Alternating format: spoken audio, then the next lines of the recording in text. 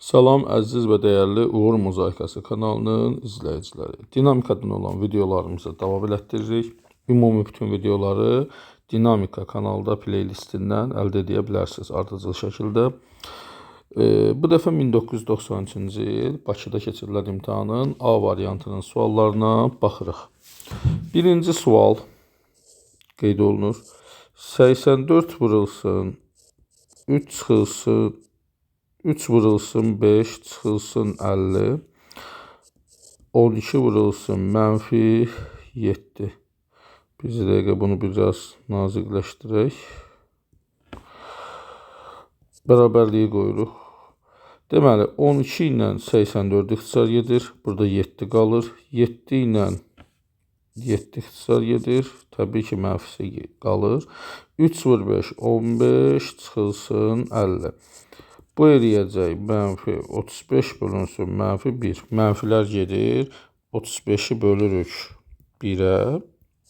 Qalır. Düzgün cavab B variantı 35. İkinci sualla devam edirik. İkinci sualla. Deməli.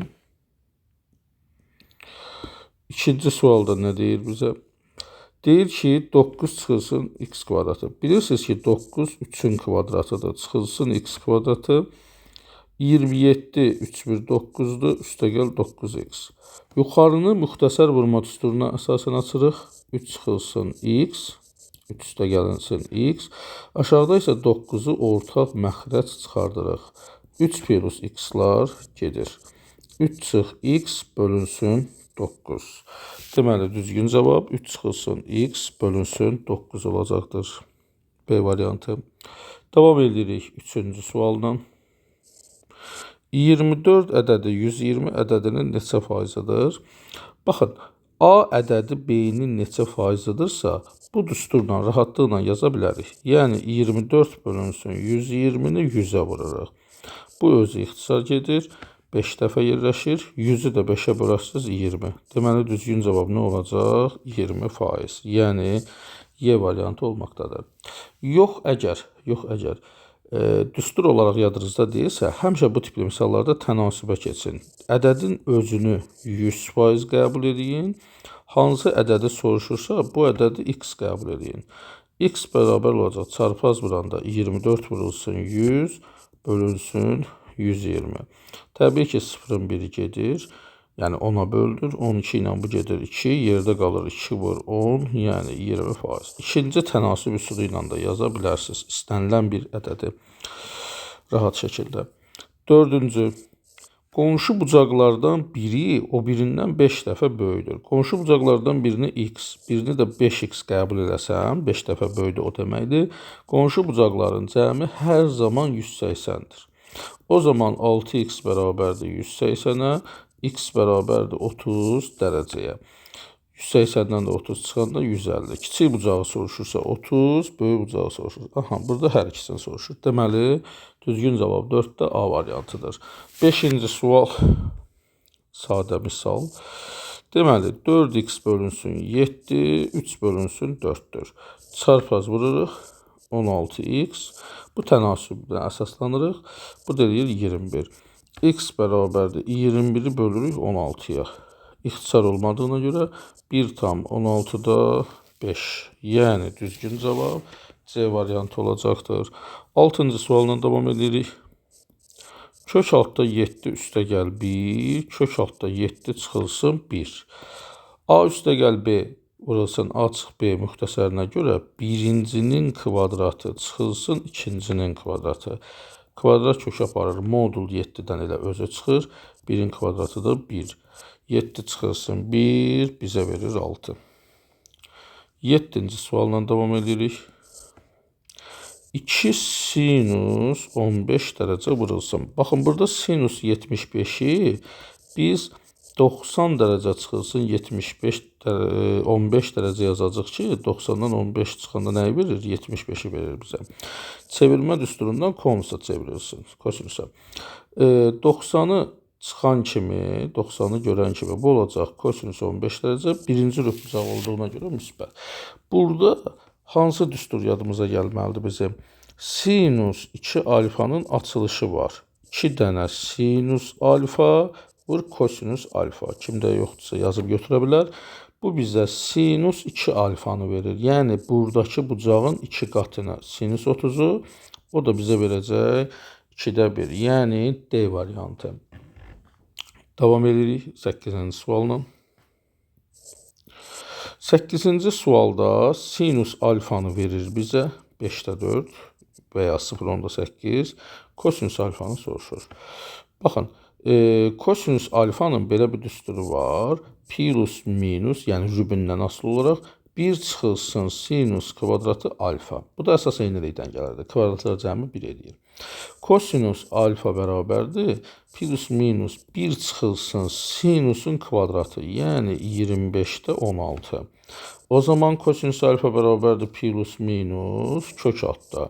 25'i vururuq 1'ə, 16'nı çıxanda 25'də 9. O zaman kosinus alfa bərabərdir. Baxın, burada birinci rüb verir. Yəni bunu başdan olaraq müsbət kimi də qəbul edə bilərdik. Buradan müsbət 25'də 9, yəni müsbəti çıxacaq 5'də 3. Düzgün cavab 5'də 3. 8-ci sualda A variantı olacaqdır. Davam edirik 9-cu sualla. Çox yaxşı bilirsiniz ki, əsasları eyni olan qüvvətlər bir-birinə vuran zaman qüvvətlər toplanılır. Yəni 2 üstündə, baxın, hamısı 2 olduğuna görə əsası vurulanda 2'də 1, 3'də 1 və qüvvətdəki 6'da 1'lər toplanılır. Ortaq məxrəc 6 gətirsəz, bu eləyəcək 6'da 3. Bunu 2'yə vururuq sürət məxrəcini. Məxrəc 6 eləsin, bu da 1. O zaman bu eləcək 2 üstü 6'da 6, yəni 2 üstü 1, 2'nin özü. Düzgün cavab D variantı olmaqdadır. 10-cu sualdan davam edirik. 10-cu sual həndəsi silsilədə n-ci həddin tapılmağıdır. A-nin A1 üstə gəlsin, n çıx 1 vurulsun D deyə bir düsturu var. Baxın, bizdən olduqda neçənci həddi tapmağımızı istəyir. Bir dəqiqə, bu tam düşməyib. Aha. Deməli, burada bizdən A5 istəyir. Bu tam düşməyib çapda. Daha doğrusu biz PDF eləyən zaman. Burada A1 üstə gəl, 4 vurulsun D. Yəni 5'dən 1 çıxanda 4D. Yəni A5 bərabərdir. A1'in yerinə 2, 4 vurulsun D'nin yerinə 3 yazırıq. O zaman A5 bərabərdir. Bu 12 eləyir. 2 ilə toplayan zaman 14 edəcəkdir. Deməli, 10-cu sualda düzgün cavab Y variantı olacaqdır. 11 ilə davam edirik. 11 sadə bərabərsizlikdir. 2x çıxılsın 3 böyüdü 5. 2x böyüdü. Çıxçı bu zaman atırıq o tərəfə plus 3. 2x böyüdü 8. X böyüdü 4. X 4'dən böyük nə deməkdir? Yəni 4'dən başlayaraq müsbət sonsuzluğa doğru bütün ədəd oxu. Bax bu şəkildə. Daha sonra 12-ci sual. Kubun tam səthinin sahəsi 6A kvadratı düsturu ilə hesablanır və bunu 24 verib. A kvadratı 24'ü 6'ya bölürsünüz 4. A özü bərabərdir 2. Deməli, 12-ci sualda B variantıdır. 13-cü sual. BOC, bax, buradır. Bu, qövsün özünə bərabərdir, düzdürmü? Yəni, mərkəzi bucaqdır. Qövsünə bərabərdir. Bucaq A isə həmin qövsə söykənən, yəni, baxın, başlanğıc və son nöqtələri eynidir, BC. Qövsünə söylənən daxilə çəkilmişdir və söykəndiyi bucağın yarısına bərabərdir. Yəni, 13'də düzgün cavab A variantı olacaqdır. Davam edirik 14-cü sualda. Aşağıdakı bərabərsizliklərdən hansı düzgün deyil? Baxın, loqaritma A-dan X üstə gəl, loqaritm A-dan Y gördüksə, əsaslar eynidirsə, toplama zamanı bunlar vurulur. Loqaritm A-dan X çıxılsın, loqaritm A-dan Y, çıxma zamanı isə bunlar bölünür. Baxın, toplama zamanı bunlar 2 ilə 3'ü vurublar, 6 alıblar. Çıxma zamanı 42'yə bölüblər. Deməli, C düzdür. Y variantı niyə düzdür? Elci loqaritm 10 əsasdan deməkdir. Bu isə 1000'də 1'i 10 üstü mənfi 3 yaza bilirlərmi? Loqaritmada qüvvət, yuxarının qüvvəti əmsal olaraq qarşıya düşür və loqaritm A-dan A, yəni bu içərilər eynidirsə, onda bunlar gedir 1 alınır. Ona görə cavab olur -3. Yadımızda qalsın. Eyni qaydada loqaritma 10 əsasdan bunu elci kimi yazırlar, yəni onu yazmırlar. Bu deməkdir. 81-i 3 üstü 4 yazıblar. 4-ü qarşıya atanda 4 vırılsın elci 3 olur. Bax, ona görə B variantı da doğrudur. Amma burada toplamı olmalı ki, biz 7-ni vuraq. Aydınmı bu xassəyə əsasən? Ona görə bu cür yazılış yanlışdır. 15-ci sualla davam edirik. 15-ci sual. Deyir ki, 6x üstə gəl 1 çıxılsın 4 vur 6 üstü x bərabərdir 12. Bu tipli üstü tənliklərdə qüvvəti ən kiçik olanı mötərizə xaricinə çıxart. Burada toplamадırsa üstündə 1 olaraq qalacaq. Çünki vurub açanda mötərizəni qüvvətlər toplanılır. Burada isə 4 vur 1 qalır da bunun özünü çıxartmışıq. Bərabərdir 12. 6 üstü x vurulsan 6-dan 4 çıxanda 2 qalır axı. O zaman 6 üstü x bərabərdir 12-ni 2-yə böləm 6. Bu da 6 üstü 1 deməkdir də yazılmır. Deməli x-in yerində nə dayanıb? 1 dayanıb. Qapalı testlərdə bəzi şagirdlər sürətli şəkildə yerinə qoyaraq da tapa bilir. Məsələn, blokda, buraxılışda, qapalı suallarda. Loqaritmik tənlik həll edən zaman yuxarı hissə bərabər olur, aşağıdakı əsas hissə qalır və cavab gəlir qüvvətə. Yəni, loqaritmik tənliyin işlənmə qaydası budur. Hamısı buna əsaslanır. İndi, loqaritm 2 əsasından 1 çıxılsın 3x bərabərdir 3-ə. O zaman yuxarı hissə bərabər olur. Dedik, əsas qalır. Cavab qüvvətə gəlir. Yəni, 1 çıxılsın 3x 8-dir. Onda mənfi 3x qalır. 1-i biz bu tərəfə atırıq. 8 çıx 1, 7 eləyər. O zaman mənfini də bu tərəfə atdıq. Birbaşa mənfi 3-ə də bölə bilərdik. Mənfi 7 bölünsün 3. Axtardığımız cavab 16-da C variantı olacaqdır. 17-ci sual trigonometrik tənlikdir. Demək olar, hər imtahan bir sualımız buradandır. 6 kosinus kvadratı x, kosinus 2x, 5-i də bu tərəfə ataq, çıxılsın 5, bərabərdir 0 şəklində yazaq. Əslində biz bunu vurğuları ayırma ilə də yaza bilərikmi və yaxud da viet ilə yoxlayaq. Hər tərəflə 6-ya böldük. Bu da 6-da 1 kosinus 2x. Biz bunu sadələşdirək daha sonra. Çünki biri kvadratdır, biri 2x-dir. Gəlin bunun dərəcəsini aşağı salaq sonra. Deməli, 6 vurulsun. Baxın, kosinus kvadratı x-i görən kimi, kosinus kvadratı x-in belə bir düsturu var. 1 üstə gəl kosinus 2x bölü 2. Sinus kvadratı olanda burada çıx olur. Çıx kosinus 2x, çıx 5, bərabərdə 0. 2 ilə bu gedir, 3 qalır və bunu bir mötərizə kimi düşünürsünüz. Yəni, hər ikisinə vurulur. 3 üstə gəl, 3 dənə kosinus 2x, çıx kosinus 2x, çıxılsın 5, bərabərdir 0. 3 kosinus 2x-dan bir dənə kosinus 2x-i çıxırıq. Qalır 2 dənə kosinus 2x. 3-dən 5-i çıxırıq. Mənfi 2 bərabərdir 0. 5-i bu tərəfə atmaya da bilərdik. 2 kosinus 2x bərabərdir. Bu tərəfə atıram 2. Kosinus 2x bərabərdir 1-ə. Baxın, kosinus 2x-in 1 olduğunu tapdı. Baxın, kosinus 1-i harda alır? 0-da üstünə də 2 pikalar gəlirdi ya, birbaşa 2 pikalar da deyə bilərik. O zaman x də bərabərdir 2-yə bölürük. Sadəcə və sadəcə pikalar. Təbii ki, k daxildir tam ədəd olmaq şərti ilə. Bu da bizim 17-ci sualımız. Baxa bilərsiniz. Davam edirik. 18-ci sualla. 18-ci sualda, burada da əslində baxan kimi cavabın 1 olduğunu görürük. Çünki 1-i yerinə qoyan kimi 100 çıxılsın 10 üstü 0 1 edir, 100 çıx 80 çıx 20 0-dır. Amma ümumən necə yazılmalıdır? Bu 100 ki var, Bu 10 üstü 2x yazırıq necə? 10-un kvadratı 100-dür, burada bir x var. Çıxılsın 80 vurulsun 10 üstü x bölünsün 10 yazıram. Çünki qüvvətdə çıxma varsa bu bölməni, toplama varsa vurmanı göstərir. Bu şəkildə yaza bilərəm. 10-la bu gedir, burada qalır 8. Həmişə bu şəkildə olanda bunların yerini ayıra bilərik. Ona görə 10 üstü x-in kvadratı deyilir. Çünki bu da 2x edir vurulanda, bu da 2x edir. Çıxılsın 8 vur 10 üstü x, çıx 20, bərabərdir 0.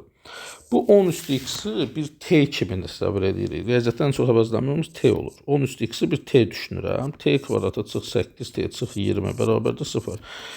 Viyetə görə bunun kökləri 10 və -2-dir. Hasili -20 eləməlidir. Bura 1-dir deyə viyeti tətbiq edirik. Cəmi isə 8 eləməlidir. İndi sən t, biz tapdığımız t-dir da, t1, t2-ni tapırıq. Ya da diskriminantla necə istəsəz. Üstü funksiya mənfi ola bilməz. Ona görə -2 olma ehtimalı yoxdur. Amma 10 üstü x-in 10 olma ehtimalı var. Deməli, x 1 olub ki, onun üzəri 1, 10 eləyəcəkdir. Bu da 18-ci sual.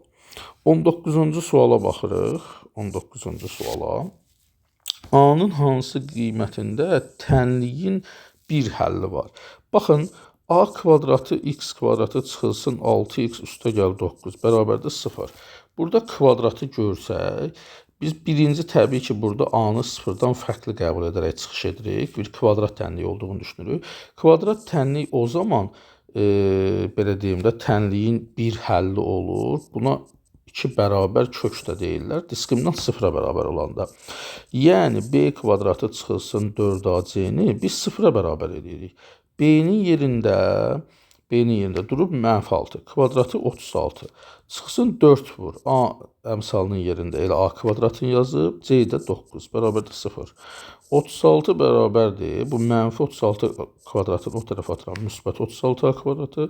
A kvadratı bərabərdir 1-ə. Təbii ki, a olur plus minus 1. Bu cavab qeyd olunub B variantı. Amma düşünürəm ki, burada a-nın 0 qiyməti olsaydı, yəqin ki, burada ancaq kvadrat tənlik olaraq baxılıb. A-ya biz 0 verdikdə, artıq 0-ı x-ə vurduğumuz təqdirdə bu gedir. Yerdə -6x üstə gəl 9 bərabərdir 0 olub. 6x o tərəfdən də 9 bərabərdir 6x. X bərabərdir 1,5. Yəni, əslində a-ya 0 verdikdə də yeganə həll olaraq x 1,5 tənliyin bir həlli olur. Sadəcə olaraq buna böyük ehtimal kvadrat tənliyi kimi yalnız baxıldığına görə a-nın hansı qiymətində tənliyin bir həlli var. Cavab olaraq B variantını götürüblər, sıfıra ehtiyac duyulmayıb. İstədim bunu da deyim ki, qeyd olaraq qalsın. 20-ci suala baxırıq. 20-ci suala. Düzbucaqlı üçbucağın katetləri 3-ün 4-dədir. 3K, 4K. Siz Pifagordan 3K, 4K'nın avtomatik 5K olduğunu bilirsiniz. Pifagor teoremi nədir? Pifagor teoremi katetlər və hipotenuz verilibsə, ümumiyyətlə tapılma üsulunda a kvadrat üstə gəl b kvadratı bərabərdir c kvadratı. Pifagor budur. İndi, yəni 3K'nın kvadratı 9K kvadratı üstünə 16K kvadratı gələndə axı 25K kvadratı eləyir. Ona görə avtomatik bunu 5K yaza bilirik. Amma açıq suallarda çalışın həlləri ilə yazın. Hardan gəldiyinə. Yəni birbaşa 3K, 4K, 5K yazsaz bunu irad bildirə bilərlər. Bu şəkildə yazmalısınız. Bura bir C deməlisiniz. C-nin 25K kvadratı olmalıdır. C kvadratı. C olmalıdır 5K. Xülasə, hipotenuzu 25 veribsə, hipotenuz axı 5K-dır. 5K-nı 25 veribsə, K avtomatik olacaq. Neçə? 5. O zaman katetlər 3K olduğuna görə K-nın yerinə 5 qoyuruq. 15, 20, 25 üçbucaqdır bu. Sahəsini soruşduğuna görə düzbucaqlı üçbucağın sahəsi katetləri hasilinin yarısıdır. Yəni 15 vur 20-nin yarısı. Siz də bilirsiniz ki, bu eləyəcək 150. Yəni düzgün cavab B variantı olacaqdır. 21-ci sualla davam edirik əziz şagirdlər. Baxın, bizə funksiyanı verir. 3-1, 3x üstə gəl 1-in kubu. Deyir, törəməni tapandan sonra -3 yerinə qoy hesabla. Yaxşı, baş üstə. Gəlin tapaq.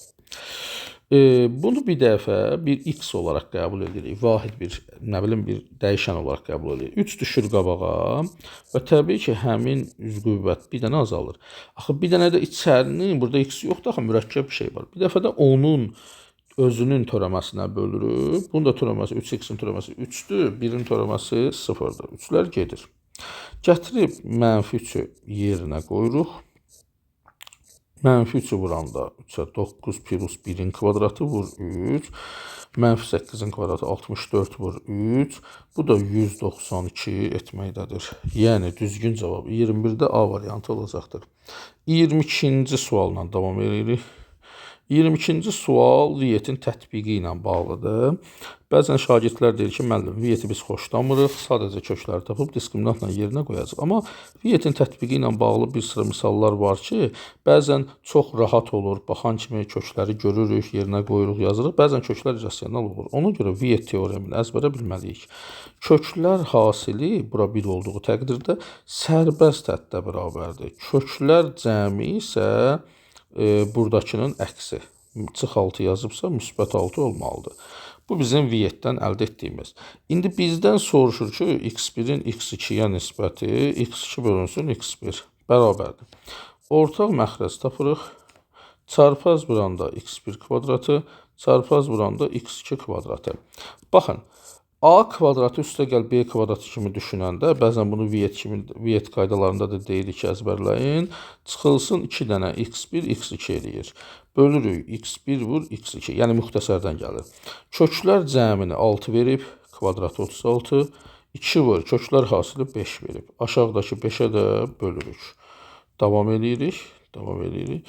36-dan 10 çıxırıq. 26 bölünsün 5. Bu da 5 tam 5-də 1 eləyir. Yəni 5 tam 10-da 2. Düzgün cavab D variantı olmaqdadır. Daha sonra 23-cü sualla davam edəcək əziz şagirdlər. Loqaritm 4-dən x 16 4-ün kvadratıdır. Baxın, x yazıram. 16 4-ün kvadratıdır. Məxrəcdə də deyə üstünə mənfi 2 yazıram. Bərabərdir 1. Loqaritm 4-dən x, biz keçmişik ki, buradakı əmsal düşür qabağa. 2 loqaritm x-dan 4 bərabərdir 1-ə. Bunlar bir-birinin tərsidir. Biz bir dənə əvəzləmə eləyirik. Hər dəfə 4-dən x yazmayaq deyə dedik ki, ən çox olan əvəzləmə t əvəzləməsi elədik. 4-dən x-ə bir t dedik. O zaman bura bir dənə t yazırıq. 2 var. Bu x-dan 4 olduğu üçün 1 böl t olur. Yəni tərs loqaritm bir-birinin tərsi olur. Ortaq məxrəc t tapsam, t kvadratı çıx 2 bərabərdir 1-ə. T-ni də vururam, çarpaz. T kvadratı çıx 2 bərabərdir t-yə. T-ni bu tərəfə atanda t kvadratı çıx t, çıx 2 bərabərdir 0.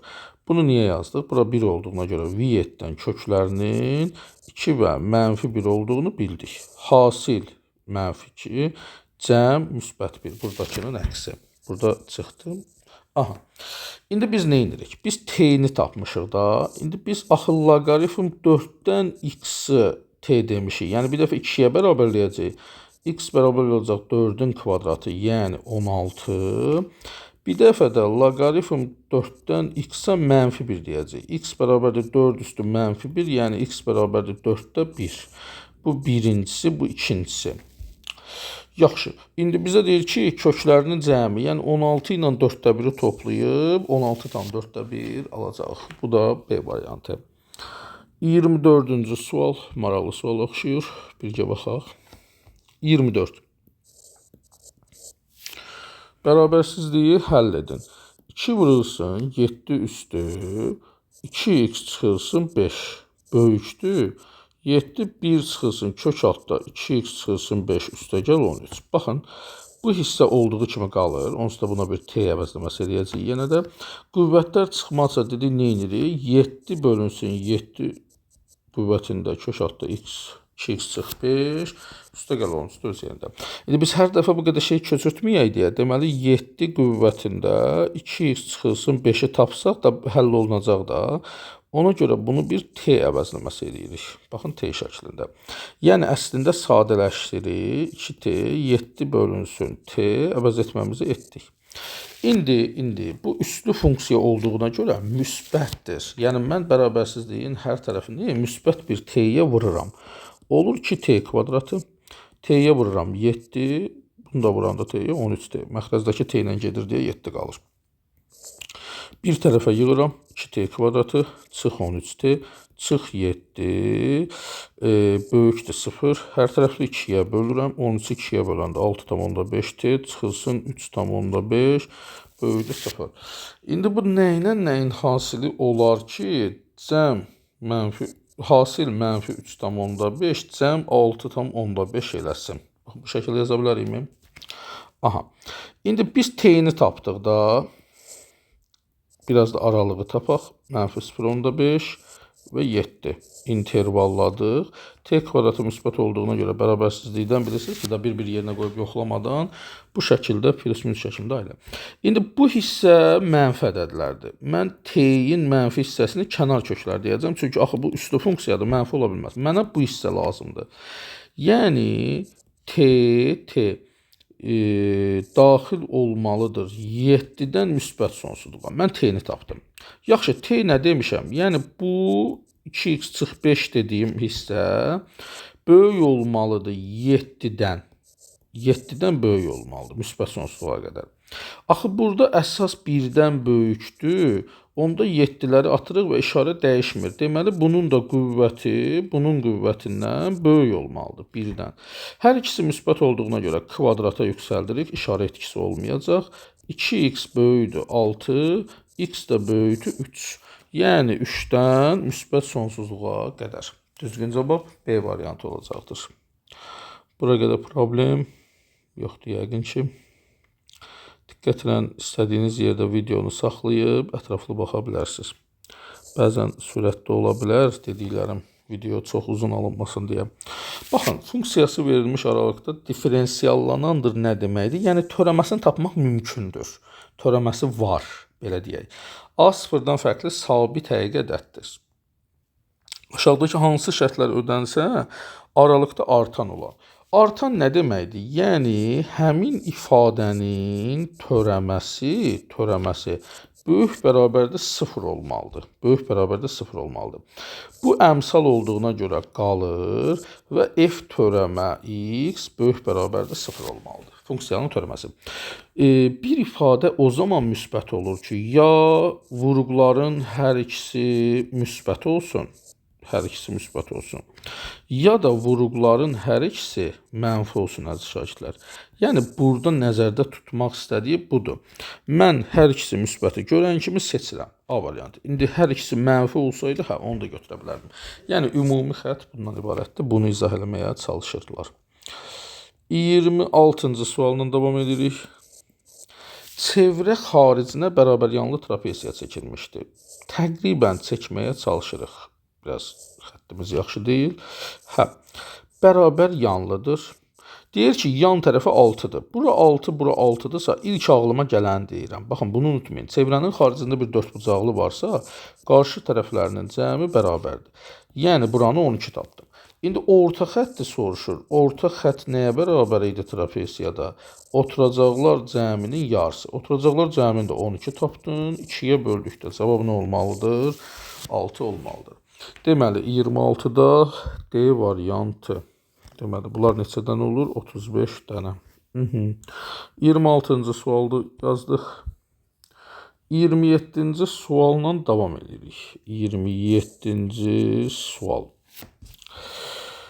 Deyir ki, y bərabərdir kök altda loqaritm 3-də 1 çıxılsın 2x. Təyin oblastını. Biz funksiyalar bölməsindən bilirik ki, təyin oblastı deyəndə, yəni x-in ala biləcəyi qiymətləri tapmağımızı bizdən istəyir. X nə ala bilər? Təyin oblastını tapın.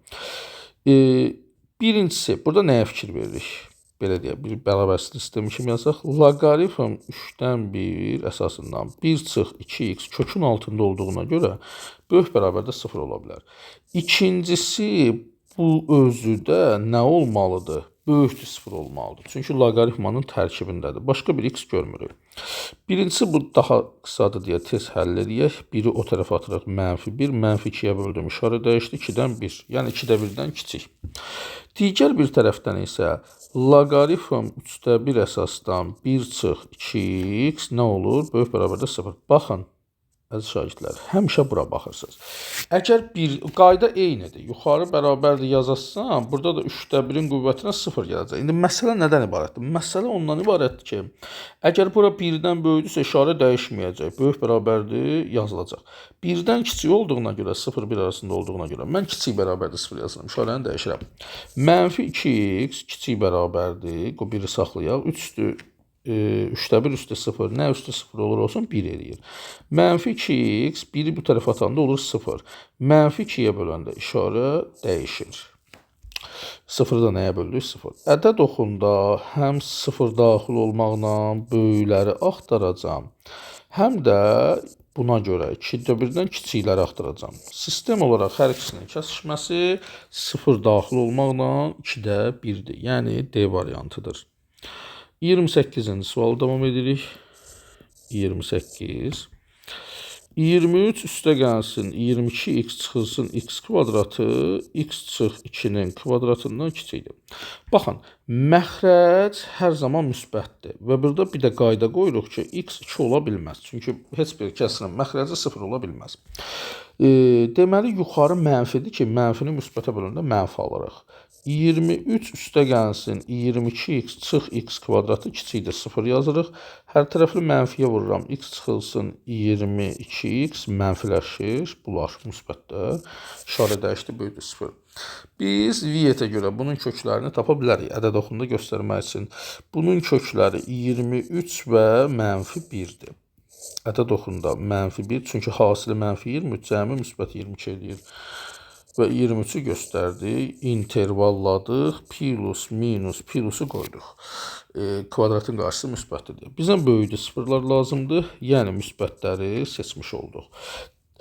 Bir də həmişə nəyə fikir verin? İndi burada təsir eləmir, amma bəzən təsir edir.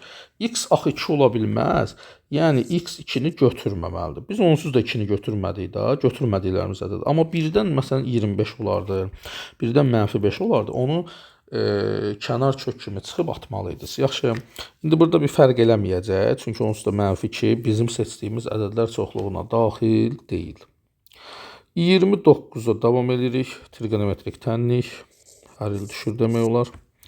Sinus 2x çıxılsın kosinus 2x bərabərdir. Kök altda 2 bölünsün sinus 3x.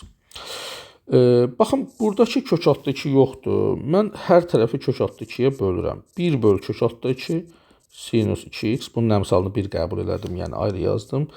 1 böl kök altda 2 kosinus 2x bərabərdir. Burada da qaldı sinus 3x. Sonra görə nə edərik? Niyə bunu belə yazdım? Çünki burada sinus 2x bu kök altda 2 böl 2 deməkdir də, rəssamdan azad edəsək. Bunu alır kosinus 45-də. Çıxılsın. Burada kosinus var, bunda sinus 45 yazıram. Sinus da kosinus da 45-də 10 alır. Bunu bu şəkildə yazmaq istəyirəm ki, dəyərli insanlar, bu sinus alfa kosinus beta, sonra sinus beta kosinus alfa. Bu bizdə sinus alfa çıx betanın mötərizəki var. Bu düsturunu versin. Sinus 3x. Bəzi hallarda şagirdlər bunları da bərabərləşdirir. Bu düzgün deyil. Biz mütləq bunları bir tərəfə yığmalıyıq. Məsələn, bunu bu tərəfə ataq. Sinus 3x çıxılsın sinus 2x çıxılsın 45 dərəcə. Bərabərdir 0-a. Yəni, sinus alfanı bir sinus betaya bərabərləsə, mütləq bu tərəfə atın və bizim düsturumuz var. Sinus alfa çıx sinus beta bərabərdir 2 vurulsun sinus, burada çıxdı deyə alfa çıx betanın yarısı, kosinus alfa üstə gəl betanın yarısı. Bu şəkildə yazırıq. Yəni, 2 vurulsun sinus 3x çıx 2x çıx-çıxa dəyəndə üstə gəl 45 dərəcənin yarısı. Kosinus 3x üstə gəl 2x çıx 45-in özü. Cəminin yarısı. Bərabərdir 0-a. Hər tərəfli 2-yə böləndə getdi.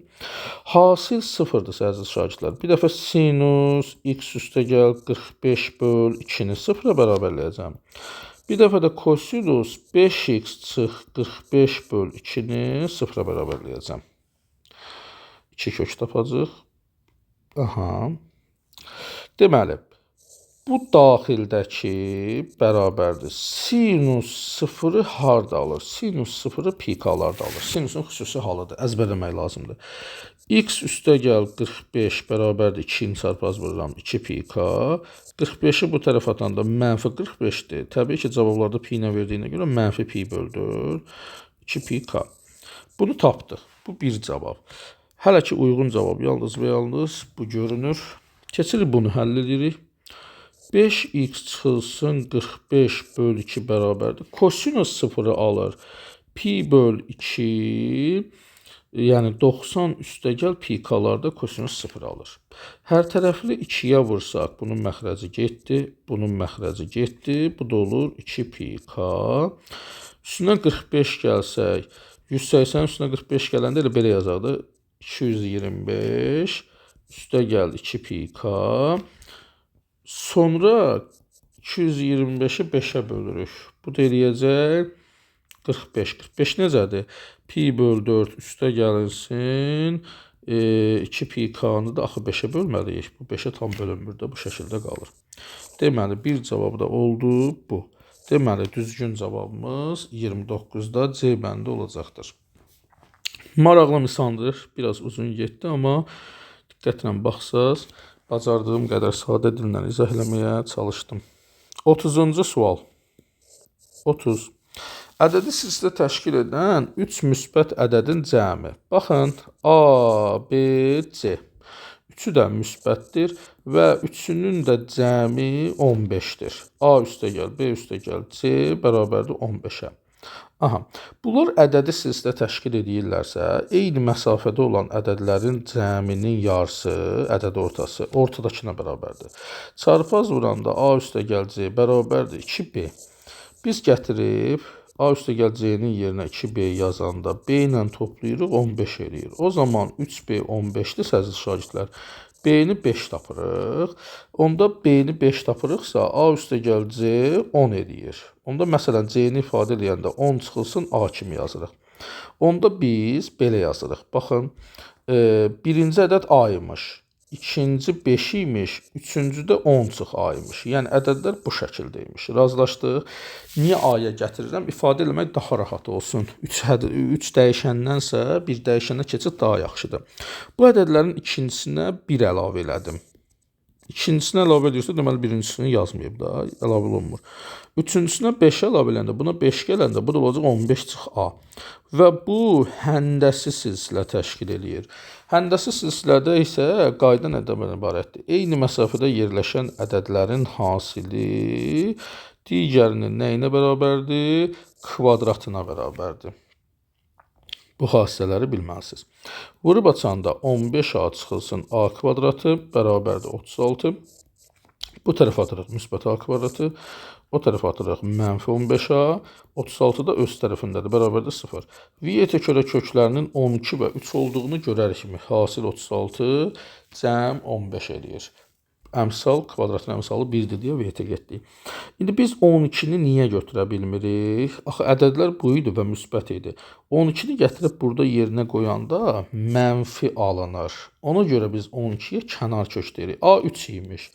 3, yəni ilk əvvəl belə imiş. Sonra ortada görürsünüz 5 var. 5, sonra da 10 çıx 3, 10 çıx 3 də 7. Yəni, ədədi silsilə buymuş, 3, 5, 7. İndi bizdən həmin ədədlərin hasilini soruşur deyə 3-ü, 5-i, 7-ni bir-birinə vururuq. Bu da eləyir 15 vur 7, yəni 105. Varmı cavab? D variantı.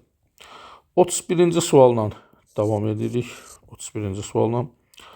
Deməli, x çıxılsın 3, yuxarıda da x kvadratı çıx 8x üstəgəl 15. X çıx 2 bərabərdir 1.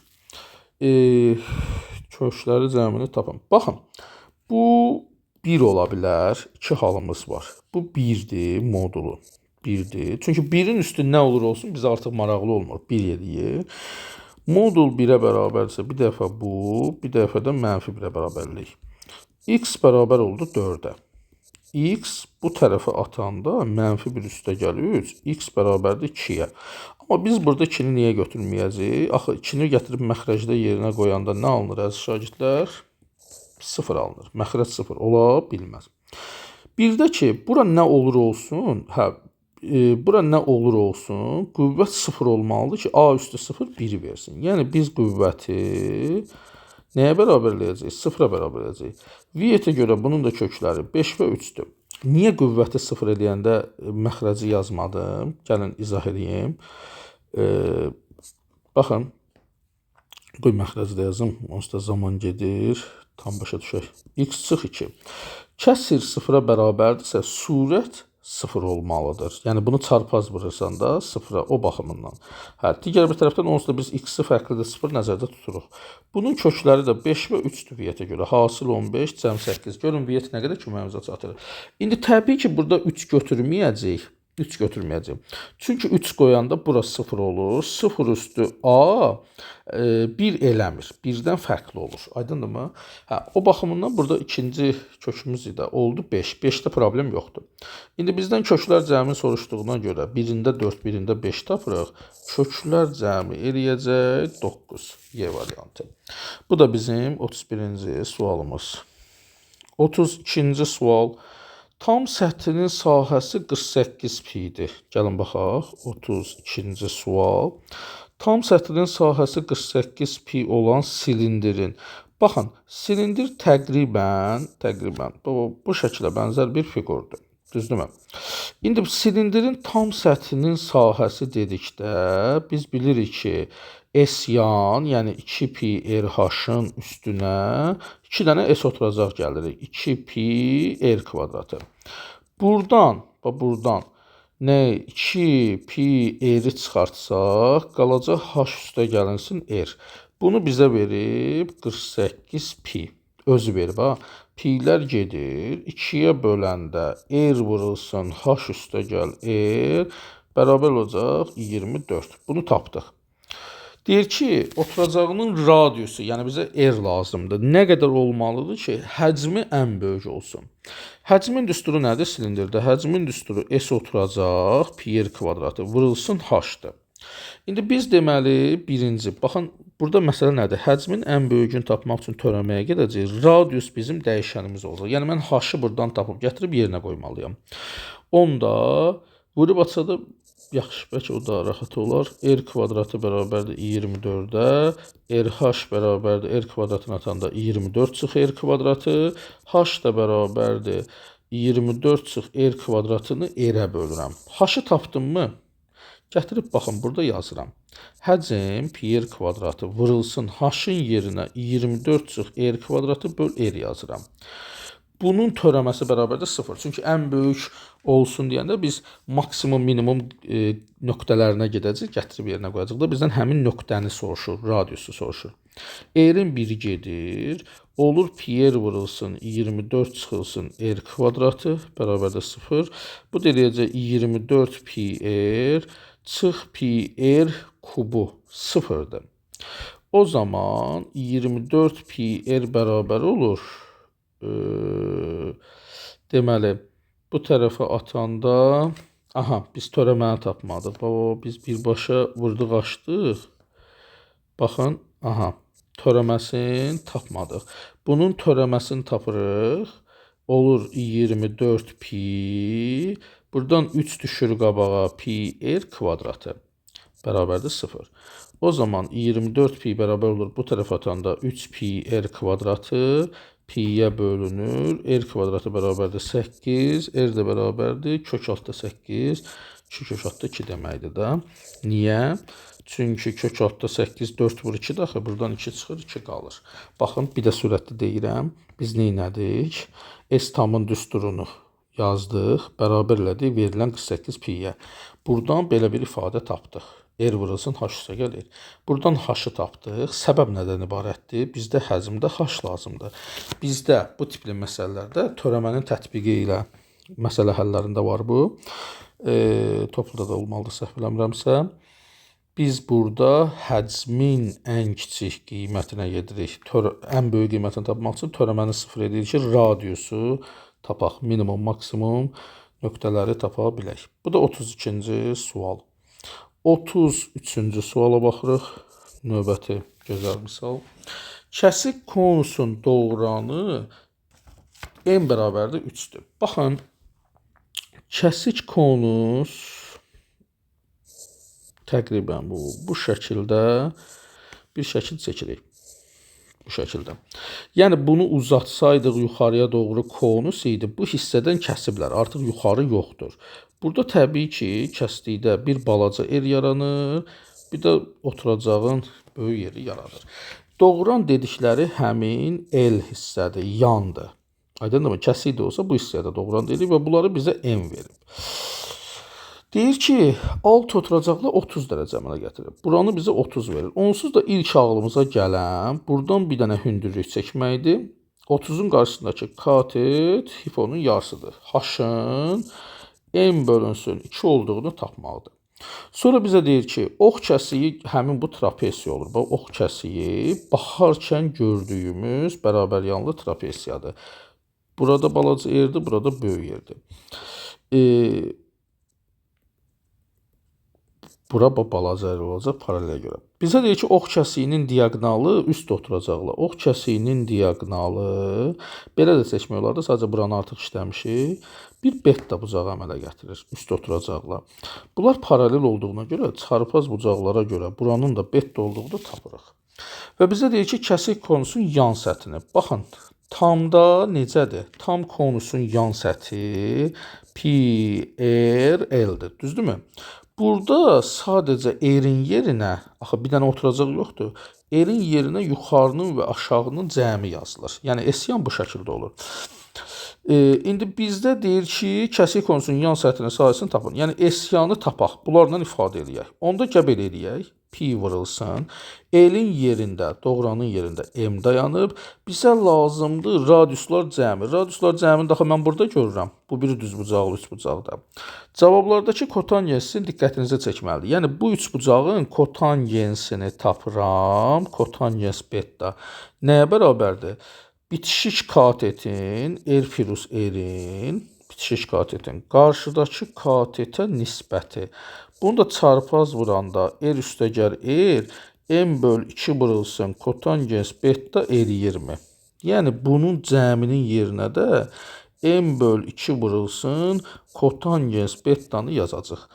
O zaman S-yan bərabərdir pi vurulsun m-ə vurulur m kvadratı bölünsün 2 yanında da kotangens beta. Düzgün cavab bu şəkildədir. Bu da bizim üçün hansı variant eləyəcək? D variantı. Diqqətlə baxın, 2-də 1 şəklində qarşıda yazıb. Diqqətlə bu videonu saxlayıb, izaha bir də baxa bilərsiniz. Qəşəng misaldır bu.